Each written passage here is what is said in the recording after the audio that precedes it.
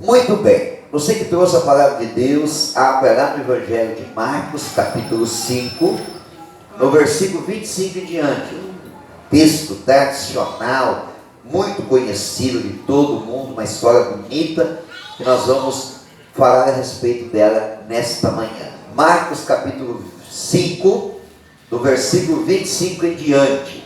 Aleluia, glória a Deus, louvado seja o nome do Senhor Jesus. A Ele a honra, a glória e o louvor nesta manhã.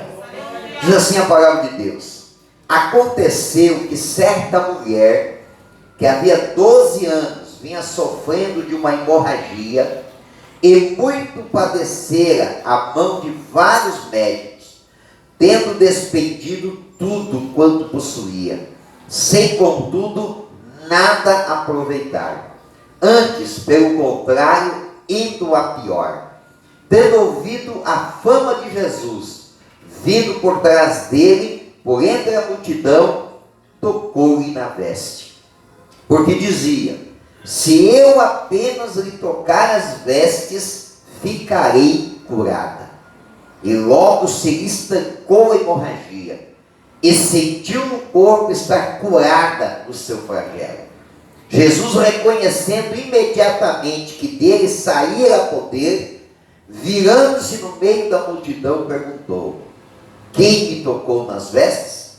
Responderam-lhe seus discípulos: vês que a multidão te aperta e dizes: quem me tocou? Ele, porém, olhava ao redor para ver quem fizera isto. Então a mulher, atemorizada e tremendo, côncia do que nela se operara, veio, prostrou-se diante dele e declarou-lhe toda a verdade. E ele lhe disse: filha, a tua fé te salvou. Vai-te em paz e fica livre do teu mal. Amém? Título da mensagem desta manhã: tome uma decisão. Amém? Tome uma decisão. Dentro desse tema, eu quero abordar nesta manhã 3 verdades, 3 aspectos importantes a respeito dessa narrativa, a respeito da história desta mulher. O primeiro aspecto, que esta mulher era alguém que precisava muito. Esta mulher precisava de verdade. Não que às vezes outras situações não haja uma necessidade de o agir de Deus. Às vezes uma coisa pequena, uma coisa simples na nossa vida, para nós é importante e requer alguma ação de Deus. Mas convenhamos, irmãos, que há certas situações que é de cortar o coração. Tem certas lutas que algumas pessoas enfrentam que é de deixar a gente com os olhos cheios de água. E dizer assim: olha, se tem alguém que precisa, se tem alguém que realmente está necessitando de um milagre, de uma bênção, é essa pessoa. Às vezes a gente está enfrentando algum tipo de problema na nossa vida, uma luta, uma dificuldade, e todos nós em algum momento enfrentamos algumas adversidades. E quando nós enfrentamos, nós estamos ali lutando, batalhando, correndo atrás, vindo na igreja, fazendo a campanha. Pelo menos eu me comporto dessa maneira. Quando alguma coisa surge de errado na minha vida, quando alguma coisa começa a me atrapalhar, começa a me incomodar, começa a me prejudicar de alguma forma, eu começo a recorrer a Deus e dizer: Deus abençoa, Senhor cura, liberta, transforma, abre a porta, provê. Independente de que área seja, a gente vai numa busca, porque a gente aprendeu a buscar de Deus. A gente tem uma longa história cristã, né, como alguns de vocês também têm, já tem uma história de caminhada com Deus. A gente aprendeu, e a gente não só aprendeu, como a gente já experimentou de Deus, que quando estamos necessitando de algo, nós temos que buscar de Deus. E aí, quando estamos nessa busca, pedindo para Deus, clamando ao Senhor, de repente nós nos deparamos com alguém que tem um problema que é muito mais grave que o nosso. E aí às vezes a gente fica pensando, né? Fica meditando, dizendo assim, poxa vida, eu aqui meio chateado com a luta que eu estou enfrentando. E alguns até são até excessivos. Porque estão enfrentando uma luta e às vezes reclamam, às vezes ficam desanimados, às vezes desanimam na situação, querem desistir, querem deixar de vir na igreja, deixar de ser crente, dizem assim, o que adianta ser crente, o que adianta ir na igreja? E aí de repente a pessoa enfrentando a situação daquela situação de desânimo, de querendo desistir, aí ela encontra alguém, se depara com alguém que tem um problema gigantesco na sua vida. É assim que eu enxergo a vida dessa mulher. A mulher tinha uma enfermidade, não era uma coisa pouca, irmãos, 12 anos. As irmãs que estão aqui nesta manhã, que sabem o desconforto, sabem a incomodação, sabem do prejuízo da saúde que uma mulher tem com relação ao sangramento. Elas sabem o quanto é difícil. Elas podem até imaginar, de repente, algumas das irmãs que estão aqui já passaram por uma experiência de ter uma hemorragia por um certo tempo. Então elas ficam imaginando assim, 12 anos de desconforto, 12 anos sem saúde, 12 anos sofrendo, 12 anos com fraqueza por causa dessa hemorragia. E aí sabe o que vem acompanhado com esta enfermidade? A falência financeira. Porque a Bíblia diz que ela gastou tudo que ela podia. Tudo que ela podia para poder ver o seu problema resolvido. Irmãos, às vezes nós enfrentamos alguma situação financeira que acaba sugando as nossas finanças. Mas quando isso acontece na tua vida, mas você vê o resultado, tudo bem. Quando você gasta, quando você investe um valor financeiro, às vezes tem que vender um bem, às vezes tem que vender uma propriedade, vender um carro, por causa de um compromisso financeiro, e às vezes é relacionado com a saúde, mas quando você vê o resultado. Ontem ainda eu estava compartilhando com os irmãos, conversando com eles, e relembrando uma situação que nós acabamos vivendo, eu e a pastora, quando ela foi fazer a cirurgia. Um ano de acompanhamento, um ano de tratamento para fazer a cirurgia, um ano de preparo, gastando, pagando. E aí vem a despesa, ela vem acompanhada, porque você paga a consulta, você paga o exame, você paga o deslocamento de carro, você paga o estacionamento, você tem que pagar a alimentação. Agora você imagina um ano se fazendo isso. E quando chegou perto de fazer a cirurgia, o médico chamou e disse, olha, a senhora tem um cisto no útero, isso dá sangramento, a senhora vai ter que tomar um medicamento para não dar uma embolia pulmonar durante a cirurgia. Esse medicamento vai afinar o sangue, vai aumentar a hemorragia por causa do cisto que a senhora tem no útero, e isso pode comprometer no meio da cirurgia, e aí pode ser que a gente tenha que encaminhar a senhora para uma UTI, e isso vai custar muito caro. E o médico olhou para mim e perguntou, você tem uma casa, você tem algo, você tem uma propriedade para deixar de garantia? E eu disse, eu não tenho. Ele disse, então se você não conseguir tantos mil reais para deixar de calção, nós não vamos fazer a cirurgia. Voltamos de lá arrasados, porque nós já tínhamos gastado muito para ela fazer aquela cirurgia. Quando a pessoa, aí eu fico imaginando essa mulher. Eu fico imaginando essa mulher que gastou os bens que ela tinha para poder se curar. Eu imagino que alguém dizia assim, olha, tem um médico lá em tal lugar, tem alguém lá que faz um tratamento, ela pegava bens financeiros, gastava, ia até lá, com aquela expectativa, não, eu vou voltar de lá, vão me dar um remédio, eu vou voltar de lá bem. E ela foi gastando, 12 anos gastando e nada se resolveu. Nada se resolveu. Vamos para o segundo item da mensagem. Depois de 12 anos, ela ouviu falar de Jesus. Glória a Deus, aleluia. É diferente do meu caso e do caso da pastora. Nós não ouvimos, nós já conhecemos Jesus. Por isso que a gente veio de Porto Alegre, chateado, triste, mas crendo e confiando que Deus ia tomar providência. E Deus tomou providência. Nos levou para um outro lugar, nos colocou diante de uma outra junta médica, um médico especialista, examinou, fez os exames, olhou tudo e disse para ela assim: eu não só garanto que você pode fazer a cirurgia, como eu vou te dar um laudo de garantia para que o médico possa fazer a cirurgia.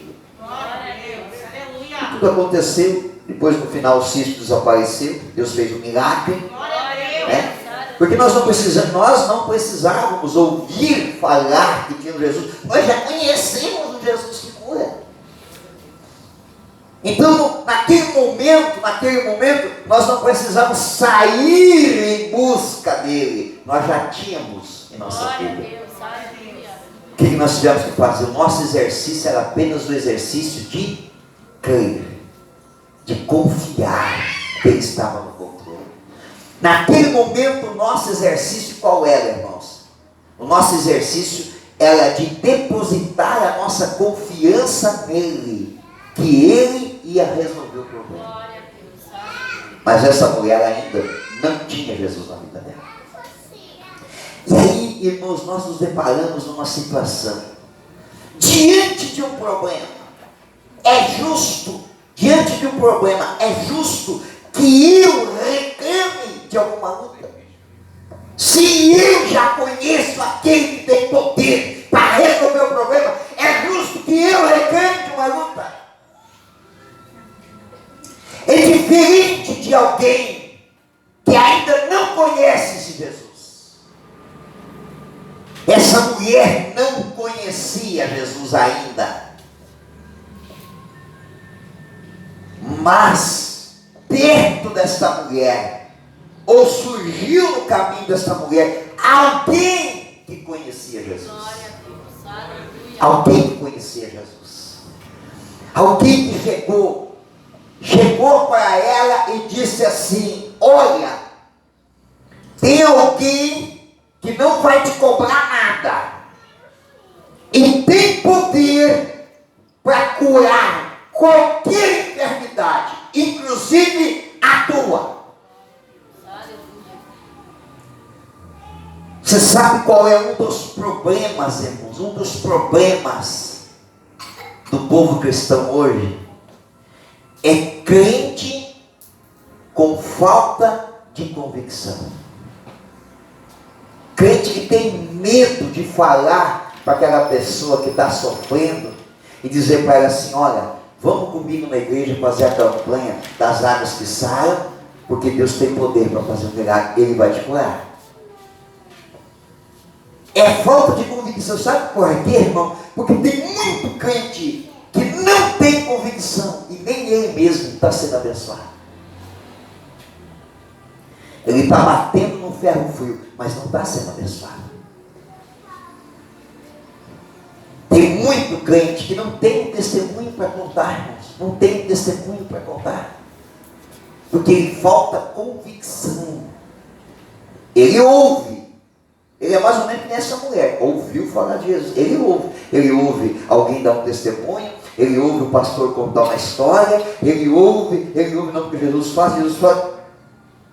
Mas ele mesmo não consegue contar, porque lhe falta convicção. Essa mulher ouviu falar de Jesus. Alguém chegou para ela e disse assim: olha, tem alguém que é capaz de fazer esse milagre. Essa pessoa, irmãos, lá em 2 Timóteo capítulo 4, versículo 5, diz assim: mas tu sê sóbrio em tudo, sofre as aflições, mas faze a obra de um evangelista. Cumpre o teu ministério. Essa é uma ordem dada a todo crente: cumprir o seu ministério de evangelista. Que é uma coisa simples, irmão. Que não precisa pegar uma mala e viajar para o outro lado do Brasil para ser um evangelista. Que não precisa comprar um terno novo para ser um evangelista. Que não precisa pregar com uma oratória convincente para ser um evangelista. É simples, assim que nem essa pessoa que nem sequer foi mencionado quem era, mas que surgiu na vida da mulher do fluxo de sangue, que sofria há 12 anos, e disse para ela assim, ó, tem alguém que pode te curar. Glória a Deus. Aleluia. Convicção, falou com convicção, com certeza. A metade do milagre já aconteceu ali, nessa palavra evangelística. Glória a Deus. Ela não disse, olha, talvez, quem sabe, por acaso. Não, ela disse, ele pode te curar, ele vai te curar. Glória a Deus. Se ela não tivesse ouvido falar de Jesus, ela não teria sido curada. É diferente de alguns de nós, não vou dizer que são todos, é diferente de alguns de nós, irmãos, que tem uma vida com Jesus. Nós não precisamos ouvir falar, alguém chegar e dizer assim, olha, tem um Jesus que cura. Não, nós já conhecemos o Jesus que cura. Nós já experimentamos, irmãos. Ou não é possível que você que está aqui nesta manhã já não experimentou a mão de Deus na tua vida em algum momento? Se você não experimentou a mão de Deus na tua vida em algum momento, e hoje você está precisando de um milagre, a palavra que eu tenho para você é o meu último tópico aqui. Tome uma decisão. Tome uma decisão. Porque não adianta apenas a pessoa dizer que acredita. Ela tem que ter iniciativa. Adiantou aquela pessoa chegar para a mulher do fluxo de sangue e dizer, eu conheço alguém que pode fazer um milagre na tua vida? Só isso não adiantaria. Ela tomou uma iniciativa. Ela tomou uma iniciativa. Ela tomou uma decisão na sua vida. O que ela disse? Ela disse assim, eu irei até Jesus e tocarei na vida dele e eu serei curado. Depois ela falou para Jesus o que ela tinha proposto no seu coração. Ela disse, se eu tão somente tocar na veste, na hora das vestes de Jesus, é suficiente para me ser curado. Mas por quê? Porque ela tomou uma decisão. Muitas pessoas deixam de ser abençoadas porque têm medo de tomar uma decisão. Por quê, irmãos? Porque decisões na nossa vida muitas vezes implicam em uma mudança total na nossa vida. Decisões da nossa vida implicam muitas vezes de ter uma transformação no nosso estilo de vida. Algumas decisões da nossa vida nos fazem com que deixamos o conforto da nossa casa para ir em busca de conhecer Jesus de verdade. Foi o que ela fez, irmãos. Claro que o ambiente cultural era outro. Não acredito que eles tinham essa tradição que hoje a nossa cultura aqui tem. Ah, tu vai na igreja? Leve o meu nome. Pede para o pastor orar por mim, que não é errado, tá, gente? A gente orar, de oração aqui, porque a Bíblia diz orar uns pelos outros. Mas essa é a cultura. Mas digamos que houvesse essa cultura lá naquele povo. Ela não disse assim para aquela pessoa que falou para ela, leva meu nome lá para Jesus orar por mim. Ela tomou uma decisão. Ela deixou a sua casa e foi em busca do seu milagre. Tem momentos da nossa vida, irmãos, que nós temos que tomar decisões difíceis. Decisões que implicam em nós uma mudança. Não é nos outros.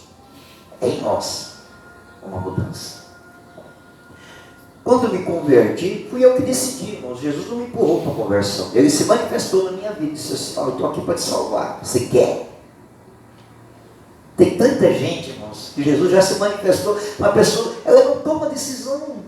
Ela sabe que a salvação é real. Ela sabe, irmãos. Lá no íntimo da nossa alma, todo mundo sabe. Todo mundo sabe. Até o próprio ateu. Ele pode dizer assim, eu sou ateu. É que que nem um camarada, né? Que alguém perguntou para ele assim: escuta, você é ateu? Ele disse: eu sou ateu, graças a Deus. Ateu, ele sabe, no fundo da alma dele, ele sabe que tem algo depois. Ele sabe que tem. Ele não quer admitir, mas ele sabe que tem. Porque dentro da nossa alma, tem algo. A nossa alma, ela grita, porque ela sabe que existe algo depois da morte. Jesus ofereceu a salvação, ofereceu para mim a salvação. Disse assim: ó, eu estou aqui para salvar, te dou a oportunidade de te livrar dos teus próprios pecados. Você quer? Eu tomei a decisão. Fui eu que decidi, disse: eu quero Jesus para a minha vida, eu quero me batizar, eu quero deixar o vício, eu quero abandonar o mundo, eu quero abandonar o pecado. Quando Jesus me chamou para o ministério, ele não me forçou no ministério. Ele disse assim: ó, ou você vai ou eu te mato. Não, ele se manifestou, ele disse: ó, eu tenho um propósito na tua vida, você quer? Eu tomei a decisão. Eu disse: eu quero. Decisões na nossa vida são significativas e são importantes. E algumas delas é inevitável no transcurso da nossa trajetória. Você pode até protelar algumas decisões, mas vai chegar uma hora que você vai ter que tomar uma decisão na tua vida. Essa mulher decidiu, ela disse assim: eu vou em busca da minha bênção. Eu vou. Há vários relatos de lugares em que Jesus foi lá na casa da pessoa para abençoar a vida dela. Mas esse aqui não. É uma situação diferente. Ela disse: eu vou em busca do meu milagre.